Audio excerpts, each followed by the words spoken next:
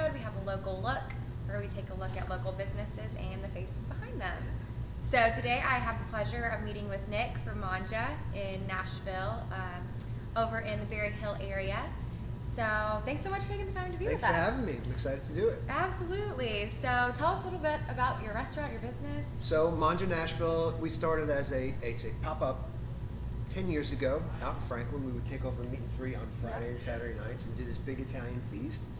And then after doing it there for 5 years, we decided it was time to open our own brick and mortar location. Yeah. And we came here to Berry Hill, Melrose, 8th Avenue, right on the corner of Craighead and 8th. And, you know, we were one of the first restaurants in the area. Yeah. And just, it really was exciting for us because we felt like we were getting in on the ground floor, something really cool. Right. And we saw where the neighborhood was headed. When we signed our lease, there was just a hole in the ground across the street where the Jaguar dealership used to be. Yeah. And we were excited to find out that there was going to be 300 apartments there. And since then, there is now 1,200 apartments right out of this corner. So we really feel like we got in on the ground floor of a really cool neighborhood, and more and more every day people are discovering it. Yeah, absolutely. So, if you can't tell from the name, they obviously serve Italian food. Oh, yeah. So, kind of, what are some of your most popular dishes? So we like I said, we do our big feast still on Saturday nights, and during the week we have great Neapolitan style pizzas. We just started doing those in April when we opened back up after COVID, and great pasta dishes, salads, and one of the exciting things is that if you are gluten free or you have celiac disease, the entire menu is available gluten-free. Oh, nice. Which is really exciting for us. And my wife has celiac disease, so I knew that if I didn't have a restaurant that could serve celiacs, I couldn't go home at night. So that was the impetus for doing that. But it's been really neat, and because I see people all the time that, oh, I haven't been able to have this in years, and you know, just last night I had a girl who has not had pizza in 5 years. Oh my gosh. She's just like, just can't find anything that's good, and she had our Neapolitan gluten-free pizza, and she was literally crying at the table, and I was like, stop crying! I'm not crying, you're crying. You're crying. So yeah. That's awesome. Really, and 5 years is a very long time. Oh yeah, pizza. Oh my God, like 5 minutes. Yeah, 5 minutes. So, you know, what made you get into the restaurant industry? So I was in the music business most of my life. I started playing music when I was 15 in clubs in New York City. Mm-hmm. Moved here in '95 to be a songwriter. Several publishing deals, you know, playing with people, producing records. I did everything that I wanted to do in the music business for a long time. And then towards the end I was managing artists, and that was really not where my heart was. Yeah. And there was too much business, not enough music. I had stopped going on the road playing with people when my son was born because I just didn't want to leave him. Right.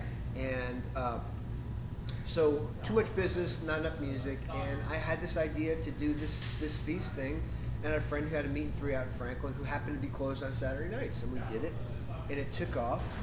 And you know, we were able to, you know, eventually, like I said, open our own place here 5 years ago. So that's what got me into it. I had always cooked growing up, Italian American family. You can't not cook, you know. And of course, your mom and your grandmother, they're all cooking for you. But that stuff rubs off, and if you fall in love with it like I did, you want to know how to do it. Yeah. And I had a friend that I went to high school with who was a chef, went to the Culinary Institute of America in Hyde Park. I ran into him after a tour one time when I was home, and he said, give me guitar lessons, I'll teach you how to cook. And then that was it. And so, yeah, it was a good trade-off. So when I moved to Nashville, whenever I wasn't making enough money in music, I would just go and cook. Yeah. So it was always, you know, it was always there. Never something that just, oh, I think I'll be a chef. Yeah, you've always had the love for cooking. Mm-hmm. And obviously, it's a family affair when you're no choice from that. Yeah. Awesome. So you've owned this for 5 years. What's maybe surprised you the most about owning a business? Well, I mean, I can't say I'm surprised by the hard work, but I knew that it would be a lot of hard work. I think what would surprise me most is how long it takes to really develop that, you know, that clientele, those regulars, right? You know, and building relationships with those kind of people, and I feel like that if they do take a little more time, they last longer. Yeah. And I always tell people, you know, word of mouth takes longer, but it lasts longer too. Right. And we've never really advertised. This has always been word of mouth, and just, you know, kind of people spreading the word about what we do. and the food, obviously. And you know, we've been really fortunate. We've been featured on some TV shows, and I was doing segments on Channel 4 for a long time, and so other things that have just kind of made people discover us were really neat, and a lot of them really organic too. So I would say that, you know, patience. Yeah, patience is the key. You got to be patient. You're not going to open the doors and people are just going to flood in. Oh, there happens to be a restaurant here. I mean, it takes a while, and if it's good and your product is good, whether it be food or whatever you're doing, it's going to take a while, but people will latch onto it. And then once you get those fans and those regulars, those people that really love you and what you do, they're yours forever. Yeah, so. And word of mouth will refer other people, absolutely. and it's a snowball effect, essentially. Absolutely. So, you know, you mentioned the apartments coming up when y'all first started, but besides, you know, thinking it was maybe up and coming, what made you decide to establish your business here? You know, because we were in Franklin, I didn't want to get too far away from it, so I kind of felt like this was kind of in the middle of, you know, Nashville and Franklin, so that we weren't going to lose those customers. We were going to gain some customers in Nashville. I think being out there for as long as we were, a lot of people that were living in Nashville did not want to drive out to Franklin. And I get that. And, you know, because, you know, it's a 20-minute drive. And our feasts were 3 hours long. So you drive out there for 20 minutes, you sit there for 3 hours, you drink, you eat, you dance, then you get in your car and you drive back to East Nashville. I get it. Yeah, I get it. So I really wanted to be kind of centrally located. I didn't want to be downtown. I didn't feel like, for me personally, that's where I wanted to be. It's great, just not my scene. You know? Absolutely. And this neighborhood's obviously changed a ton and built up. And what do you like most about being over here? I love the people. I mean, the people are great. You know, we've got a lot of young people that live in these apartments, a lot of families, young families. It's really neat to see people come in with their little kids, and, you know, their kids have these favorite things that we do here. And it's just really neat to see that. I think that one of the most valuable things about neighborhoods in all across America, all across the world, is that every neighborhood has their places. You know, these local places, they're owned by people that live in the neighborhood. They're people that are just really part of what's going on in there. And, you know, this neighborhood has been really great to us. Just Berry Hill, being in the city of Berry Hill, in a city, which is really neat. The Berry Hill, you know, merchants are all really supportive of one another. And so it's been, I love the neighborhood. And, you know, now we're getting a soccer stadium a few blocks away. So that's not going to hurt. Yeah, it's definitely going to grow a ton. And it is. It's a big sense of community here. Absolutely. Right? That's awesome. You know, I know it's people coming here for pizza and pasta, and I'm definitely interested about the feast. You said it was 3 hours. Oh, yeah. It's 3 hours long. It's like going to a big Italian wedding. Fun. It's a price fixed menu. It's $65 per person. Okay. And you don't order food. We just bring it out, family style on big platters. Obviously now with COVID restrictions and everything, we're not sitting strangers together. But when we started it, if you came and it was just you and your friend, you would be seated with maybe 4 other couples or you know, a bunch of girls out on a girls' night, whatever it may be.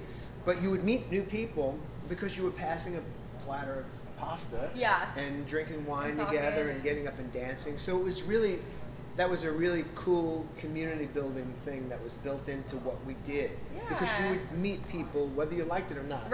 I mean, after 2 glasses of wine and a bowl of pasta, if you can't connect with somebody, you're probably never going to connect. Don't need to come out. So that's really neat about the feast. So now that, you know, in the last year and a half since we've been doing that, you know, with everything that's going on, if you come with 2 people, you're going to sit at your own table and you're going to be separated from other groups.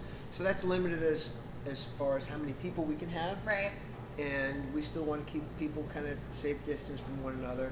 But I feel like it'll eventually get back to that community seating thing. I mean, because it really was special. We had so many great friendships that were, you know, forged at these tables. And I want that to keep going. So hopefully we'll get that back soon. I'm sure people love that camaraderie and like we were talking about the community. And so aside from that, what else do you think people love about coming to visit? They love hanging out on the patio outside. We've got a great bocce court out there. Cool. We'll probably be in the fall. We'll probably kick up the bocce league again. There's a league. That's serious. Yeah, and I've got 3 trophies with my name on it. So, not to brag or anything. Not to brag or anything. I had an advantage. I built the court, so you know, I'll say that. But you know, the patio's great outside. people in the neighborhood come in. You know, it's dog friendly. They bring their dogs in, which is cool. You know, I get to pet all the dogs. Oh, so yeah. I'm a real big dog person. But yeah, it's just a great hang. Yeah, it's a great hang. absolutely.